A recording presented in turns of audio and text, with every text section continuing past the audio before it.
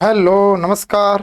मैं SP sir biology वाला SP sir YouTube channel की ओर से सभी विद्यार्थियों को प्यार भरा नमस्कार एवं अभिनंदन। विद्यार्थियों, हमारा यूट्यूब चैनल बायोलॉजी वाला एसपी सर चैनल के माध्यम से हम आपको कक्षा 10th और कक्षा 12th के बायोलॉजी और एग्रीकल्चर सब्जेक्ट के बारे में ऑनलाइन अध्ययन करवा रहे हैं। सभी विद्यार्थियों से निवेदन रहेगा कि इस हमारे यूट्यूब चैनल को आप ज़्यादा से ज़्यादा सब्सक्राइब करें और जो हम क्लासें अपलोड कर रहे हैं उन क्लासों को आप ज़्यादा से ज़्यादा देखें और देखने के बाद अपने दोस्तों के साथ भी साझा करें। तो विद्यार्थियों, हमारे इस बायोलॉजी वाला एसपी सर यूट्यूब चैनल के माध्यम से हम सीबीएसई आरबीएसई के जितने भी बोर्ड एग्ज़ाम होते हैं और एनसीईआरटी कोर्स, तो उस कोर्स के बारे में हम आपको ऑनलाइन क्लास यूट्यूब चैनल के द्वारा दी जाएगी और उसमें बायोलॉजी वाला एसपी सर यूट्यूब चैनल रहेगा। और विद्यार्थियों, इसके अंदर विशेष बात ये रहेगी कि कुछ ही दिनों में आने वाले समय में आपको 12वीं के पास करने के बाद जो एंट्रेंस एग्ज़ाम होता है बीएससी एग्रीकल्चर एंट्रेंस एग्ज़ाम, तो एंट्रेंस एग्ज़ाम की तैयारी करवाई जाएगी। तो सभी विद्यार्थियों से निवेदन रहेगा कि इस यूट्यूब चैनल से आप सदैव जुड़े रहना, ताकि आने वाले दिनों में आपको विशेष रूप से बीएससी एग्रीकल्चर एंट्रेंस एग्ज़ाम की स्टडी करवाई जाएगी, जिसके अंदर कह सकते हैं कि हमारे राजस्थान के अंदर जैसे एग्रीकल्चर यूनिवर्सिटी कोटा है या कृषि विश्वविद्यालय जोधपुर या फिर हमारे भारत के अन्य राज्यों के अंदर जितने भी कृषि विश्वविद्यालय के संबंधित जो भी आपके एग्रीकल्चर बीएससी एग्रीकल्चर कोर्स है उसके बारे में अध्ययन करवाया जाएगा।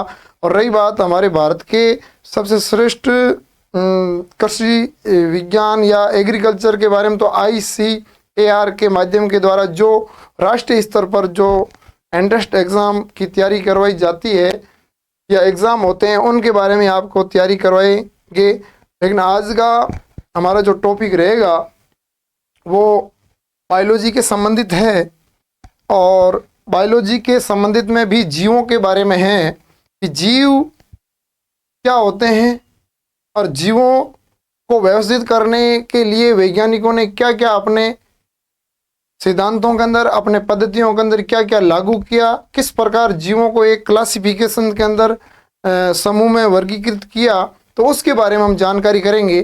तो शुरुआत करते हैं आज के पहले टॉपिक की और पहला टॉपिक रहेगा जीवों में या जीवों का वर्गीकरण।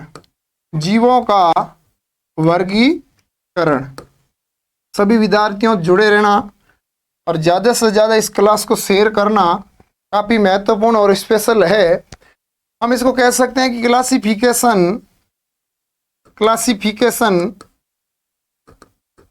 Of living. सबसे पहले बात करते हैं कि जीव क्या होता है, सजीव क्या होता है।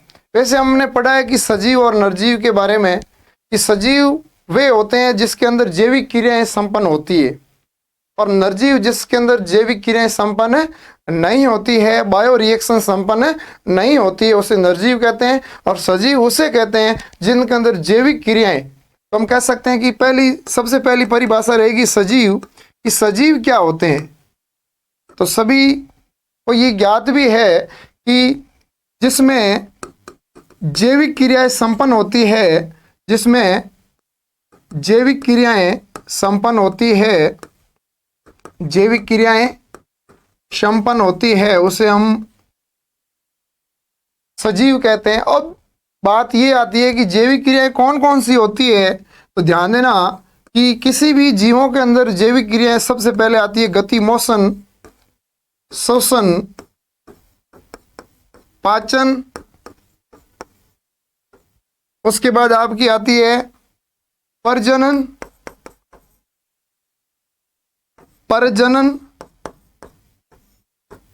समन्वय और संचरण आदि, उत्सर्जन वगैरह भी होती है। ये सारी जैविक क्रियाएं होती है। जिसके अंदर ये जैविक क्रियाएं संपन्न होती है वो हम सजीव के नाम से जानते हैं।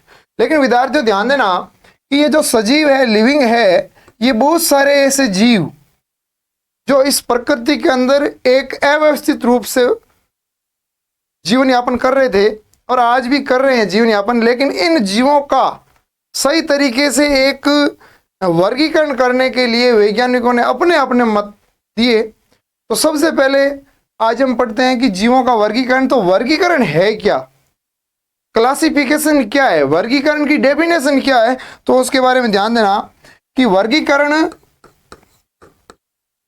वर्गीकरण जिसको हम बोल सकते हैं क्लासिफिकेशन बहुत ही अच्छा टॉपिक है। वर्गीकरण किसे कहते हैं कि सजीवों को उनके समानताओं एवं विभिन्नताओं के आधार पर समूहबद्ध करना वर्गीकरण कहलाता है। तो हम कह सकते हैं कि सजीवों को उनके समानताओं एवं विभिन्नताओं के आधार पर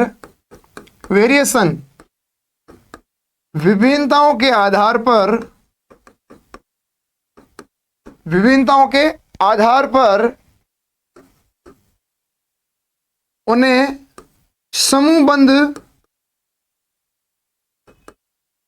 समूहबद्ध या इसको हम कह सकते हैं साथ साथ रखना, उसे हम किस नाम से जानेंगे, वर्गीकरण के नाम से जानेंगे। तो विद्यार्थियों, इन जीवों का वर्गीकरण क्यों आवश्यक समझा, तो ध्यान देना कि किसी भी जीव का वर्गीकरण करेंगे, जीव का वर्गीकरण हमारे लिए क्या लाभदायक है। तो जीव का वर्गीकरण हमारे लिए महत्वपूर्ण क्यों है, क्योंकि हम जब भी किसी का नामकरण करते हैं तो हम कह सकते हैं कि नामकरण, अध्ययन एवं और मुख्यतः जब इनके बारे में हम परीक्षण करते हैं या प्रैक्टिकल करते हैं तथा एवं परीक्षण करने में हमें एक कह सकते हैं सरल एवं सहज हो सके, जो हमारे को कठिनाई का सामना ना करना पड़े, या फिर कह सकते हैं कोई भी वर्गीकरण होगा तो उसका नामकरण, अध्ययन या परीक्षण करने के दौरान हमें उसे एक क्लासिफिकेशन को ही देखना पड़ेगा जिसमें सारी उसकी डिटेल होती है, उसके अंदर कौन कौन से कोशिकीय संरचना, पोषण, शारीरिक संरचना, बहुत सारे ऐसे लक्षणों के आधार पर उनको एक वर्गीकरण किया गया।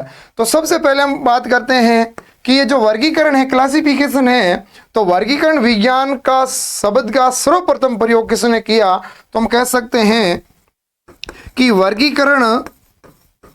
वर्गीकरण विज्ञान, जिसको इंग्लिश में हम कह सकते हैं सिस्टेमैटिक्स,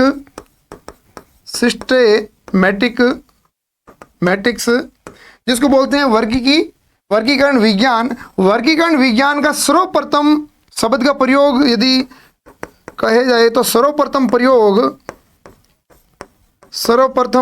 प्रयोग एक बहुत ही जाने माने वैज्ञानिक जिसका नाम है कैरोलस लीनियस,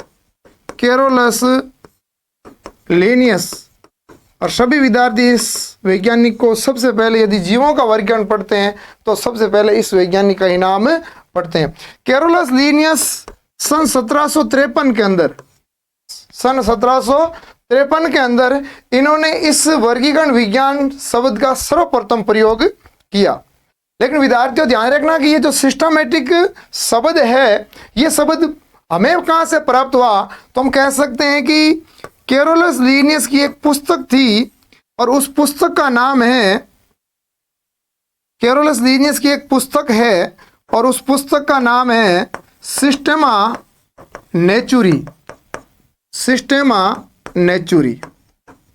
और सिस्टेमा नेचुरी के अंदर एक ग्रीक भाषा, लगभग जो यूरोपीय देश होते हैं और उसकी अधिकांश भाषा जर्मन, ग्रीक या लैटिन भाषा होती है, तो ग्रीक भाषा के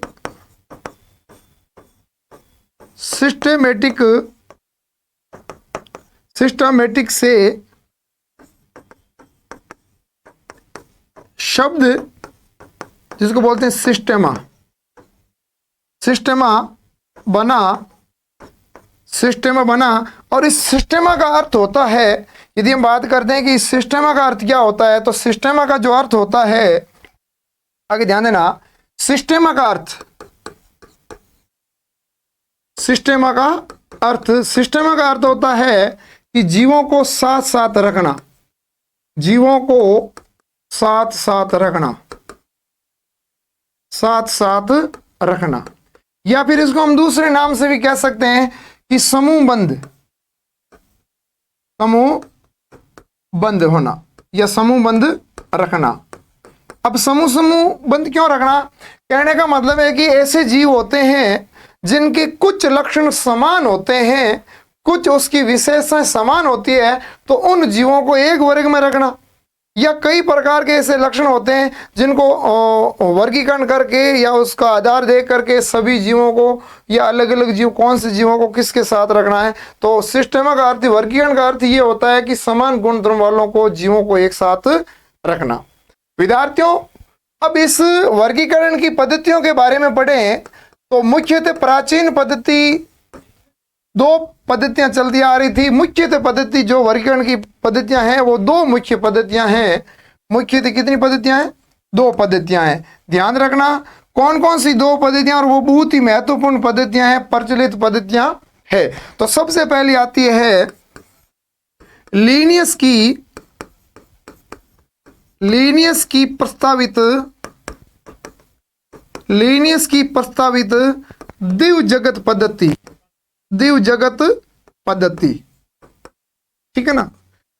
अब वही जो कैरोलस लीनियस जिसने वर्गीकरण विज्ञान के शब्द का सर्वप्रथम प्रयोग किया, और उसी ने सबसे पहले एक पद्धति बनाई थी और जिसका नाम है दिव्य जगत पद्धति, या इसको हम कह सकते हैं two kingdom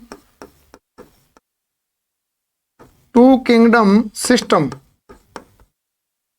to kingdom system, जो दिव्य जगत पद्धति के नाम से जाना जाता है। और दूसरी सर्वाधिक प्रचलित है वो है आपके वही टेकर, जिसका पूरा नाम है आर.एच. वही टेकर की प्रस्तावित पंच जगत पद्धति, पंच जगत पद्धति। तो विद्यार्थियों ध्यान देना कि ये दो पद्धतियां होती है, बहुत ही मुख्य पद्धतियां हैं जिनके द्वारा हमें जीवों का वर्गीकरण या अभी वर्तमान में अध्ययन करने में बहुत सहायक है ये पद्धतियां। और इस पंच जगत पद्धति को हम ये कह सकते हैं फाइव किंगडम सिस्टम। विद्यार्थियों ध्यान देना कि ये दो मुख्य पद्धतियां, उनमें सबसे पहले यदि पद्धति की बात करें तो वो है दिव्य जगत पद्धति। अब इसके बारे में पढ़ेंगे दिव्य जगत पद्धति क्या है, टू किंगडम सिस्टम क्या है। तो इसके बारे में कुछ थोड़ी जानकारी प्राप्त करना कि दिव्य जगत पद्धति को देने वाले वैज्ञानिक थे कैरोलस लीनियस, और कैरोलस लीनियस ने अपनी पुस्तक सिस्टमा नेचुरी के अंदर इसका वर्णन किया गया, और इसमें यह बताया गया कि प्रकृति के अंदर जितने भी सजीव में आपके आ जाते हैं पादप एवं जंतु, जितने भी सजीव या पादप और जंतु है उनको मुख्यतः वर्गीकरण के अंदर दो भागों में बांटा गया या दो जगतों में बांटा गया। वो कौन कौन से दो जगत थे? तो हम कह सकते हैं कि सभी जीवों को लीनियस ने, सभी जीवों को लीनियस ने दो जगतों में बांटा। कितने जगतों में बांटा? दो जगतों में बांटा। कौन कौन से दो ऐसे जगत थे? तो सबसे पहले आपका आता है प्लांटी, जिसको हम कह सकते हैं पादप, और दूसरा जो आपका आता है एनिमेलिया, और जिसको हम बोल सकते हैं प्राणी या जंतु। इन दो जगतों में उसने सभी संसार के जितने भी जीव थे उनको दो जगतों में बांट दिया। अब ध्यान देना विद्यार्थियों कि इस प्लांटी के अंदर कौन कौन से जीव रखे और इस प्राणी के अंदर कौन कौन से कैरोलस लीनियस ने जीव रखे। तो हम कह सकते हैं कि प्लांटी के अंदर उसने मुख्यतः शैवाल एल्गी, ब्रायोफाइटा, रही बात आपकी एंजियोस्पर्मस, ठीक है ना, जिम्नोस्पर्मस, ठीक है ना, या कुछ फरन या कुछ ऐसे कवक वगैरह, कवक, ठीक है ना, आदि। ये जो आपके जितने भी जीव है वो सभी के सभी जीव किस में रखे गए? प्लांटी के अंदर रखे गए, पादप के अंदर रखे गए। अब बात आती है कि एनिमल या प्राणी के अंदर क्या रखे गए, तो प्राणियों के अंदर ये रखे गए कि केसूरी की के अलावा दूसरी अकसूर की,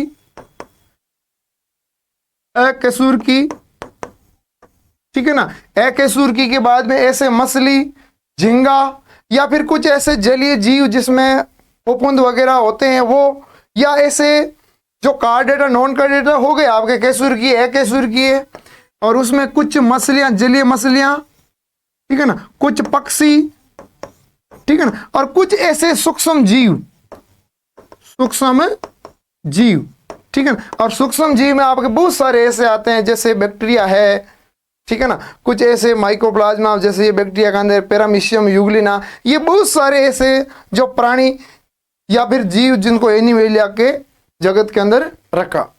तो कैरोलस लीनियस की यदि बात की जाए कि कैरोलस लीनियस ने अपने सभी जीवों को दो जगतों में रखा, कौन कौन से? प्लांटी और एनिमेलिया। प्लांटी के अंदर आपके ये पादप, शैवाल, ब्रोफाइडा, एंजियोस्पर्मस जिसको बोलते हैं, आवर्त बीजी और अनावर्त बीजी। अब एनिमेलिया प्राणी जिसमें केसूर की यानी कॉर्डेटा और नॉन कॉर्डेटा की रीढ़ की हड्डी वाले और रीढ़ की हड्डी वाले अनुपस्थित और उपस्थित आधार पर मछली है, पक्षी है, या कुछ ऐसे फ्रंट तो हाँ कवक में आ जाते हैं। अब ठीक है ना, फिर आपके सूक्ष्म जीव आदि ये इसके अंदर आपके एनिमेलिया प्राणी के अंदर रखे गए। अब हम बात करते हैं कि ये तो आपकी द्विज जगत पद्धति हो गई। फिर दूसरी पद्धति आती है जिसका नाम है पंच जगत पद्धति। कौन सी पद्धति? पंच जगत पद्धति। तो पंच जगत पद्धति के अंदर समझना, पंच जगत पद्धति बहुत ही अच्छी पद्धति है, और आजकल की वर्तमान के अंदर जो जीव है वो पंच जगत पद्धति के आधार पर भी वर्गीकरण है। तो पंच जगत पद्धति का यदि खोजकर्ता या फिर कह सकते हैं कि प्रस्तावित या देने वाले थे वैज्ञानिक जिसका नाम है आर.एच. व्हाइटेकर। आर.एच. व्हाइटेकर, और आर.एच. व्हाइटेकर ने सन 1969 के अंदर 1969 के अंदर उन्होंने ये पंच जगत पद्धति का आविष्कार किया, और उन्होंने इन संसार या प्रकृति के अंदर जितने भी जीव थे, जीव प्रजाति, उन जीव प्रजातियों को मुख्यतः 5 जगतों में बांटा गया। कितने जगतों में? 5 जगतों में। सभी जीवों को 5 जगतों में बांटा, 5 जगतों में बांटा, 5 जगतों में बांटा। अब ध्यान देना कि ये भी कभी कभी एग्जाम में आते हैं कि पंच जगत पद्धति आर.एच. व्हाइटेकर ने इन जीवों को 5 जगतों में बांटा, लेकिन उसका मुख्य आधार क्या माना कि कौन किस आधार पर इन जीवों का वर्गीकरण किया? तो मुख्यतः इसमें जीवों को वर्गीकरण करने के आधार जीवों का वर्गीकरण करने का आधार मुख्य था, पहला कोशिकीय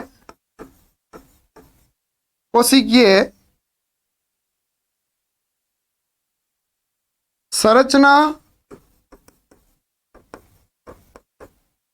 की जटिलता, कोशिकीय संरचना की जटिलता। दूसरा था इसकी शारीरिक संरचना,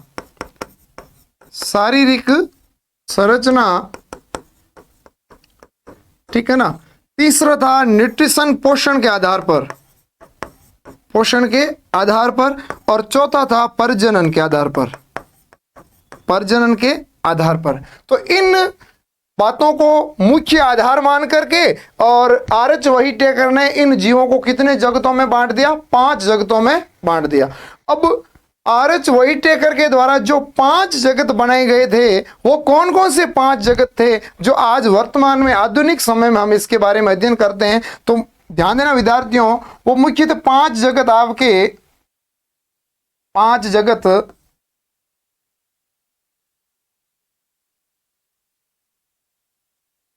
ठीक है ना।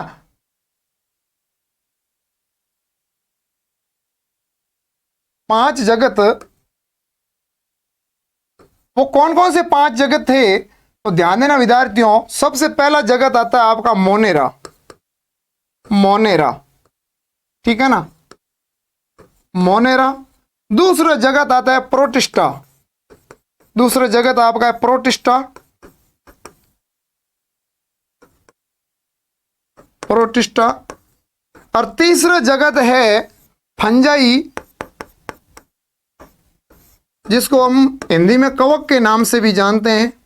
और चौथा आपका आता है एनिमेलिया, एनिमेलिया। और इस एनिमेलिया को हम कह सकते हैं जंतु। और पांचवा जो जगत लास्ट है वो आपका है प्लांटी, और प्लांटी को हम कह सकते हैं पादप। तो आर.एच. व्हिटेकर द्वारा ये पांच जगत बनाए गए थे और वर्तमान में भी हम इन पांचों जगतों का ही अध्ययन करते हैं। तो सबसे पहले मोनेरा, दूसरे प्रोटिस्टा, तीसरा फंजाई कवक, और चौथा एनिमेलिया, और पांचवा है प्लांटी। तो हम जो बॉटनी के अंदर, जो क्षेत्र के अंदर आने वाले, तो आज हम उस पांचों जगत में सबसे पहले उन जगत का अध्ययन करेंगे जो बॉटनी का पार्ट्स है प्लांटी। कौन सा है? प्लांटी। तो प्लांटी के बारे में हम क्या करेंगे? अध्ययन करेंगे कि ये जो प्लांटी या फिर पादप जगत है, ये पादप जगत है क्या। तो इसके बारे में हम क्या करेंगे? अध्ययन करेंगे।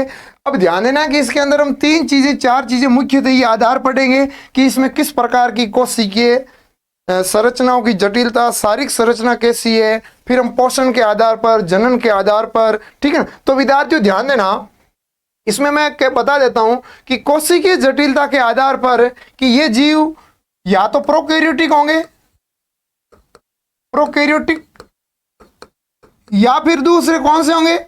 यूकैरियोटिक, यूकैरियोटिक, ठीक है ना। ये दो प्रकार की जटिलता होती है। अब इसमें ध्यान देना कि ये जीव किस प्रकार के होते हैं? एक कोशिकीय, एक कोशिकीय, यूनिसेल्युलर, या फिर इसको हम कह सकते हैं बहुकोशिकीय, मल्टी सेल्युलर, बहुकोशिकीय, ठीक है ना। और तीसरा जो होगा वो पोषण के आधार पर कि ऑटोट्रोपिक, स्वपोषी, या फिर हम कह सकते हैं कि विषम पोषी, विषम पोषी, ठीक है ना। और विषम पोषी उसमें परजीवी, मर्तोपजीवी, ठीक है ना, कीट भक्षी इत्यादि बहुत सारे ऐसे उसके पार्ट्स होते हैं। और फिर उसके बाद जनन आपका, तो जनन के अंदर यह भी होगा कि कौन सा लैंगिक जनन, या लैंगिक जनन के अलावा उसमें यह भी होता है कि कौन से जीव के अंदर सम युग्मन, असम युग्म, असम युग्मन और विषम युग्मन के बारे में अध्ययन करें। तो ये विशेष आधार होते हैं। अब यदि बात करते हैं जैसे मोनेरा की, ये जो मोनेरा है, इस मोनेरा के अंदर किस प्रकार का संगठन होता है? आपके कौन सी कोशिकाएं होती है, किस प्रकार की कोशिका होती है? प्रोकैरियोटिक, यूकैरियोटिक होते हैं। तो ध्यान देना कि जो मोनेरा होते हैं ये प्रोकैरियोटिक होते हैं, प्रोकैरियोटिक कोशिका। दूसरी कि ये मोनेरा एक कोशिकीय होते हैं, बहुकोशिकीय, इसके जीव होते हैं वो केवल एक कोशिका से बने होते हैं या फिर बहुत सारी कोशिकाओं से बने होते हैं। तीसरा आता है कि पोषण के आधार पर कि ये जो मोनेरा होता है स्वपोषी होते हैं, विषम पोषी, ऑटोट्रोपिक्स। स्वपोषी का मतलब होता है कि ऐसे जीव जो अपना भोजन स्वयं बनाते हैं, उसे स्वपोषी कहते हैं। और विषम पोषी या परजीवी का मतलब होता है ऐसे भोजन, ऐसे जीव जो किसी दूसरे जीवों पर प्रत्यक्ष और अप्रत्यक्ष रूप से क्या होते हैं? उस पर निर्भर होते हैं। और फिर आपका जनन आता है, मुख्यतः जनन ये आप पढ़ोगे आगे, कायिक जनन, लैंगिक जनन, अलैंगिक जनन। तो इनके आधार पर इन जीवों को पांच जगतों में बांटा गया है। प्रत्येक एक एक जगत हम अध्ययन करेंगे। तो आज का जो हमारा पहला जगत रहेगा वो बॉटनी, जो बॉटनी के रिलेटेड वनस्पति विज्ञान के अंदर आता है, वो आपका है प्लांटी, जिसको बोलते हैं पादप जगत। तो विद्यार्थी ध्यान देना, तो सबसे पहले आज का जो जगत रहेगा वो रहेगा पादप जगत, पादप जगत, ठीक है ना। अब पादप जगत क्या होता है? जिसको हम बोलते हैं किंगडम प्लांटी, किंगडम प्लांटी, ठीक है ना, किंगडम प्लांटी। पादप जगत क्या होता है, इसके बारे में हम क्या करेंगे, अध्ययन करेंगे। तो सबसे पहले आता है कि पादप, प्लांटी की परिभाषा क्या है, प्लांटी क्या है। आपको पूछे कि प्लांटी क्या है, पादप क्या है, तो हम कह सकते हैं कि ऐसे जीव जो पेड़ पौधों का अध्ययन किया जाता है, ऐसे जीव जिनमें पेड़ पौधों का क्या किया जाता है, अध्ययन किया जाता है। तो हम कह सकते हैं कि ऐसे जीव जिनमें पेड़ पौधे सम्मिलित होते हैं, पेड़ पौधे सम्मिलित होते हैं, उसे हम किस नाम से जानेंगे, पादप के नाम से जानेंगे। क्योंकि जो जीव जंतु होते हैं, जैसे पशु है या मानव है या अन्य कोई कीट पक्षी कीट वगैरह होते हैं, वो सभी के सभी किस में आते हैं, एनिमल या जंतु के अंदर आते हैं। लेकिन पादप के अंदर मुख्यतः कौन से आते हैं, पेड़ पौधे होते हैं या पेड़ पौधे सम्मिलित होते हैं, उसके बारे में अध्ययन करेंगे। अब ध्यान देना कि ये पेड़ पौधे होते हैं, इस पेड़ पौधों की मुख्य विशेष बातें दो तीन हम बात करेंगे। तो ध्यान देना कि पेड़ पौधे होते हैं वो हमेशा यूकैरियोटिक एवं बहुकोशिकीय जीव होते हैं। कैसे जीव होते हैं, यूकैरियोटिक एवं बहुकोशिकीय जीव होते हैं। तो विद्यार्थियों थोड़ा सा इसके बारे में आपको बताना चाहता हूं कि ये यूकैरियोटिक और बहुकोशिकीय जीव क्या होते हैं, ठीक है ना। तो इनके बारे में जिस विद्यार्थियों को इसके बारे में थोड़ी बहुत जानकारी है तो वो थोड़ा और ले लिए कि यूकैरियोटिक मतलब ऐसे जीव, एक तो उनके कोशिकाओं का आकार क्या होता है, मोटा होता है। दूसरी बात रही कि ये यूकैरियोटिक कोशिका होती है, इस कोशिकाओं के अंदर जो केंद्रक होता है वो केंद्रक सुस्पष्ट होता है, उसके ऊपर केंद्रक झिल्ली पाई जाती है, आकार नियमित होता है। इस कारण ये जो यूकैरियोटिक जीव होते हैं उनके केंद्रक होते हैं वो सुस्पष्ट होते हैं। दूसरी बात याद रखना, केंद्रक के अलावा जो ऑर्गेन्स, ठीक है ना, मतलब कोशिका सेल ऑर्गेन्स होते हैं, कोशिकांग होते हैं, वो कोशिकांग उपस्थित होते हैं, कोशिकांग जिसको बोलते हैं कोशिकांग, ये उपस्थित होते हैं, केंद्रक स्पष्ट होता है। और दूसरी बात रही कि इसके अंदर जो गुण सूत्र होते हैं वो एक से क्या होते हैं, अधिक होते हैं, एक से क्या होते हैं, अधिक होते हैं, अनेक होते हैं।